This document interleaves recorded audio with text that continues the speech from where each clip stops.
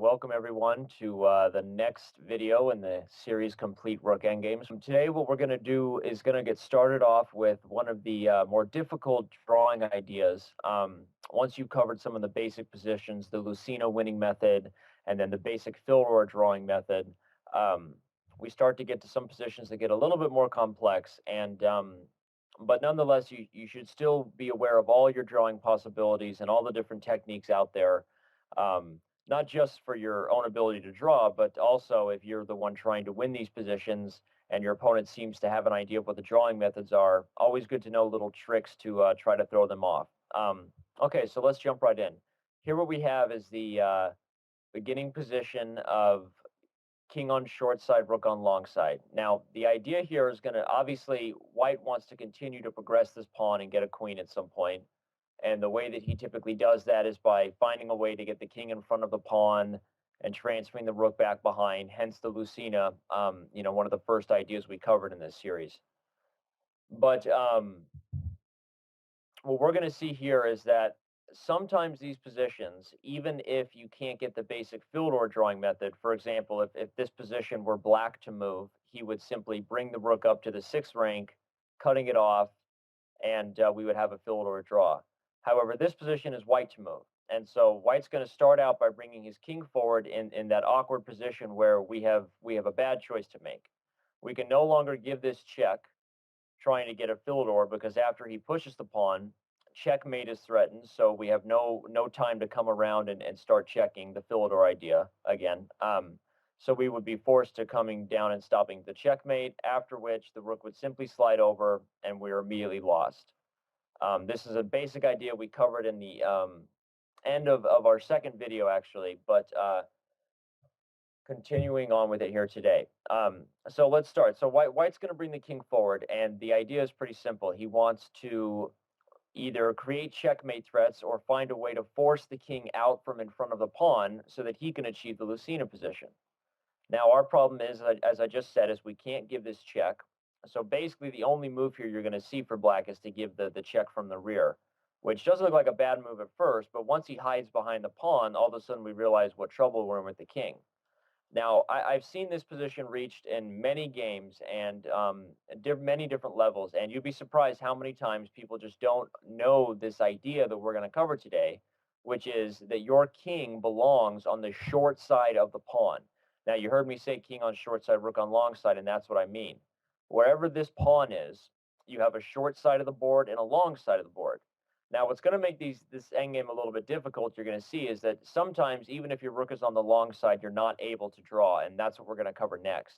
But to start out, what we're going to see is that if black understands the idea of bringing the king to this side of the board, and white gives check to try to force the king out, we still have enough room on this side of the pawn to draw.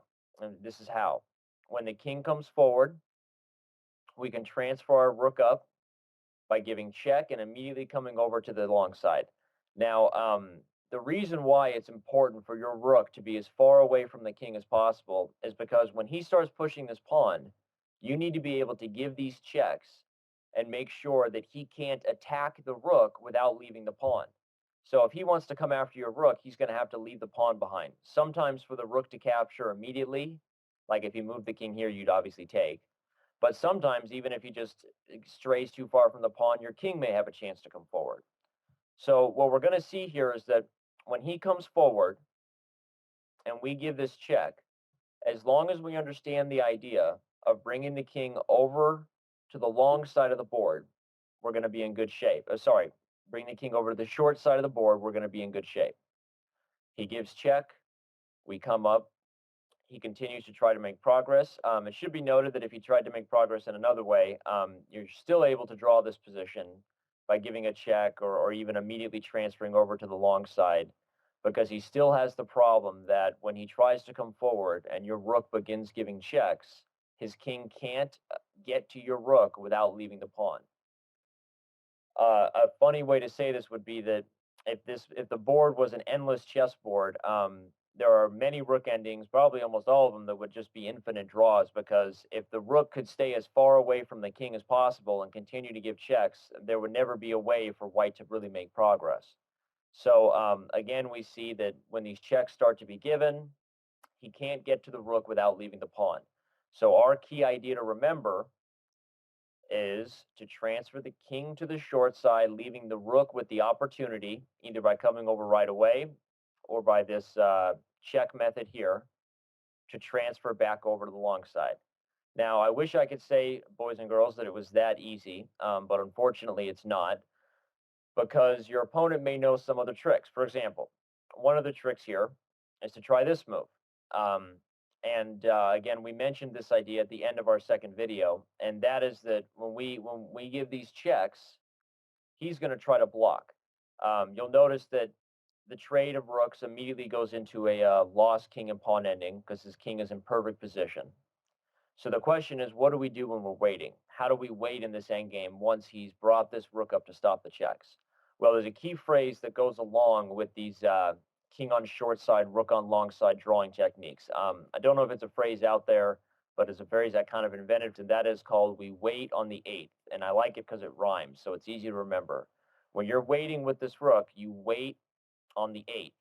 And that's the most useful place for the rook to wait for a number of reasons. First one being that if you were to move your rook elsewhere and he was to push the pawn, at some point, if he was to move this king with a discovered check, where would he want to move the king for a discovered check? Away from the pawn or in front of the pawn to get a Lucina? Well, obviously, he wants to put the king in front of the pawn so that he can reach a Lucina position. This endgame would now be lost for black. So by waiting on the eighth, already we stop this king from giving discovered checks on our king by going to the eighth rank, which helps. The other reason is actually pretty obvious. The other reason is that as his pawn gets closer to getting a queen, the most optimal place to guard that is by guarding the queening square. So if he were to push the pawn, as we saw with our last move, our move would be to bring the king forward, and already we're in an easy drawn position. The rook can wait along the eighth rank, and he's in a little bit of a zugzwang here almost, even though he's winning, because if he ever moves the rook off, trying to come around and check, we're going to start giving checks with our rook, and you can see for yourselves that his choices are either A, to give up the pawn, or to try to trade rooks, which after we would trade would give up the pawn again. So once we bring our king forward, as long as we're waiting on the eighth, he doesn't really have the option to move the rook away. Now he can push the pawn, but again, our rook is in the optimal position already, guarding the square. So our king needs only to come back, and white has no way to make progress in this position. He's stuck. He can't trade rooks because your king will win the pawn at the end of a trade. If a trade happens on c8, your king will win the pawn. He can't move the rook along the eighth rank. Well, actually, I guess he could, but again, any move with the rook along the eighth rank is actually a draw here. Probably the most simple would be a threat to take the pawn, forcing his king to move, and then just go ahead and go right back, reminding him that there's no progress to be made. One little good trick to be aware of would be that if if white tried to move the rook down, hoping that after this check and king move that you were to take the pawn, you don't need to take the pawn. You don't need to take the pawn and allow him this check, followed by check here, winning the rook. Once he's established, once he's allowed your king this close to the pawn, if his rook moves anywhere, all you really need to do is give checks until kingdom come. Check him, check him, check him, check him, and his choices are either going to be to trade rooks, which will give you the pawn open, or eventually to move the king away, which also avoids any tricks of him winning a rook. Okay, so I think we start off a little bit fast and furious here, so let's slow down for a second and make sure that we're getting all these ideas pat.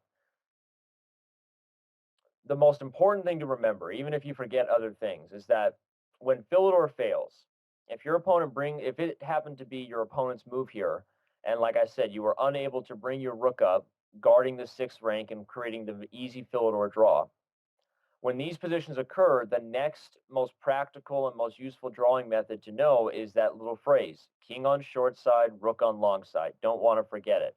When you get these positions where you have to make a decision with your king of which side of the board to run to, always remember that the short side of the pawn is the best, even if you're lost anyway. We're going to get to a position next where you might even be lost anyway, but Your best drawing chances, your most practical drawing chances always happen to be with your king on the short side, rook on the long side.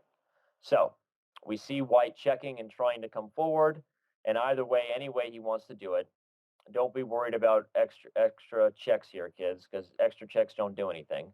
At some point, he's got to try to move this king either out of the way or forward, to advance the pawn. And when he does that, we immediately take advantage of our newfound knowledge of king on short side, rook on long side. Once we get that rook over to the long side, our drawing method is pretty simple. The obvious idea of pushing does not work because the king cannot get close enough to the rook without leaving the pawn, as we see from this check. And the more tricky idea of trying to offer a king and pawn ending doesn't really work either because we're going to remember our favorite phrase, which is wait on the eighth. It rhymes, so we don't want to forget it.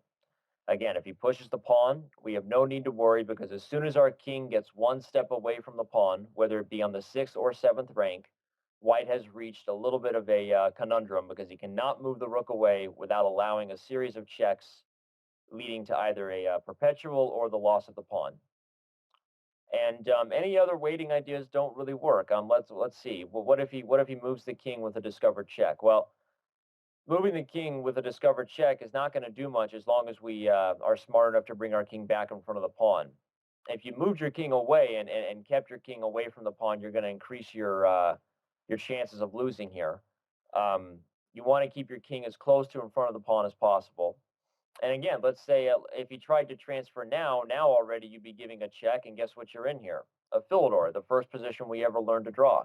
We have him cut off along the 6th rank, and if he ever pushes, we come back down with a number of checks, again, to follow, to draw. So there really isn't any other tricks to be aware of besides knowing that the king and pawn ending is lost for you if you trade there. And as he tries to make progress, we remember to bring our king that one step closer. We eventually reach the position where the king and the rook are guarding the queening square, and white has no way to make progress but to wait and to hope that we fall asleep or choke on a sandwich or something. And as long as neither one of those things happens, he will eventually try to move the rook and hope for a trick. He will eventually try to move the rook away. Let's see. He'll try to move the rook away and hope for a trick, hope for you to take the pawn, but we're not going to do that. We're just going to keep giving checks until the game is over. So, okay, very good. This is the first and I think most critical position for understanding the king on short side and rook on long side. Now, as promised, I said I was going to show you a position where that idea, even as important as it is to know, is actually not good enough. And surprisingly, the only thing I've changed from this position to the original one we just started out with, you may notice, is the positions of the rooks. This would be a moment where we might recommend for you to take a second and see if you can figure out why just the simple transfer of the rook, the white rook now being on the A file and the black rook on the B file, makes all the difference in the world. Okay. Okay, we're going to assume that you took your pause there and now you're back, and let's move on forward. So as white starts to make progress, just as he did in the last position, we give our check because we have no other choice, and we run with our king to the short side because we're smart and we know that's the best idea. However, just the fact that he controls the A file rather than the B file is going to be enough for him to win. Because as he makes progress and we transfer our rook to the long side, you may notice something. The long side of the pawn isn't so long anymore when he controls the A file. Again, another reason why that funny idea I mentioned in the first video, that if it was an endless board, you would almost never have a problem drawing a rook ending, because if your rook could go as far away from the king as possible, he would almost never be able to stop your checks. But in this position already, we see that by giving our two checks, he gets here. And when we were normally able to come to a6 check, leaving him with that problem that he can't get close enough to the rook without leaving the pawn, he now no longer has that problem. We have problems. So we try to bring our rook in front of the pawn and hold for as long as possible, but immediately we're lost. Defense with the king loses the rook, and moving the rook over loses to queen. We can give checks, but he'll move away, and the game is over. So let's look at that again. So the question really becomes, if it's so simple as what file a rook controls. I know for me, I had trouble understanding rook endings for a long time because it seems like such a trivial thing to control. Very hard to control something like that in a practical game. Funny way to look at it is, I know that I've lost many theoretical draws because even if I had my rook on the a file to start with, maybe he does a series of weird, tricky moves that don't work the first time, and so he does the same series of weird, tricky moves again, and they don't work the second time. But then the third time, all of a sudden, we're both under 5 minutes, and he does it again in just a way that looks a little bit differently. Suddenly, you give him the A file. He comes forward, and you think you're doing the same idea, and you realize that you've lost the theoretically drawn position. So indeed, there really isn't a perfect recipe for making sure you can always draw with king on short side, rook on long side. Still the best thing for you to know next to the Philidor draw, cutting them off in the sixth rank. But as I said, not necessarily a guaranteed draw to cut them off along the or not necessarily a guaranteed draw to transfer the rook to the long side, especially if the long side is not so long, given the position where your opponent had the A file. So, some fundamentals to remember from this are a few things. First of all, the first thing we said in the beginning, that your drawing chances will be greatly increased just from knowing that phrase: king on short side, rook on long side. It's your only chance, and transferring the king to the long side will lead you directly to a Lucena position where you will lose. So you have to know that idea just to have a chance. Now, generally, the long side is enough. If we were talking about a bishop pawn, the long side, it would be enough, even if it was a B file or A file for your rook. Um, to show you what I'm talking about, not to confuse anybody. If we were talking about a position such as this, where you had the same conundrum, that you were not able to get the Philidor, these positions would never be too difficult because the long side is so long that even the B file is enough. Even with your opponent's rook controlling the A file, the white king does not have enough space to get to you and protect the pawn. So in the case of a bishop pawn, the king on short side, rook on long side is the perfect recipe. Even in the case of our original position, which was this, the rooks being on the different squares, even in the case of our original position, the critical idea of transferring your king to the short side is all you need to know to draw. And remembering that if your rook had endless space, you would have a million checks and you would be able to draw every time. So the only difficulty becomes when we're in a position that our opponent controls the A file. A hard thing to anticipate when you're talking about, let's say, 20 moves ago when you transferred into this rook ending. But hopefully, watching this video will give you some of that knowledge, and you may be able to see the writing on the wall before it happens, which would obviously be a very useful thing. Or, of course, in the case that you're trying to win this endgame, you now understand that even if your opponent seems to have a clear head on his shoulders about getting his king to the short side and his rook on the long side, if you've managed to get control over this A file, you will still be able to win because the long side is not enough. Okay, very good. One last thing to cover, and I think it is a critical point, not a point that's talked about very often. It's called second Philidor defense, and something that I forget even to mention this idea. But let's say we're in this position, the one that should be a draw, as you notice, because this rook is not on the A file; he's on the B file. So by coming forward, he's going to lead us right into a position where our rook is far enough away from the pawn, as you've noticed. However, what if what if he comes forward and in this moment tries to go back to the A file? What if he takes that extra time? What do we do here? Well, going over to the B file isn't going to help us because, as we already know, the B file generally isn't long enough, going to make this kind of tricky to draw. Um, but another idea to be aware of, another drawing idea to be aware of, is what we call second Philidor defense. And that is, I'm sorry, when the rook grabs the A file, and that is bringing your rook behind the pawn. Now, you're behind the pawn, and the pawn's still on the fifth rank, which usually isn't good enough because that means his king is on the sixth rank.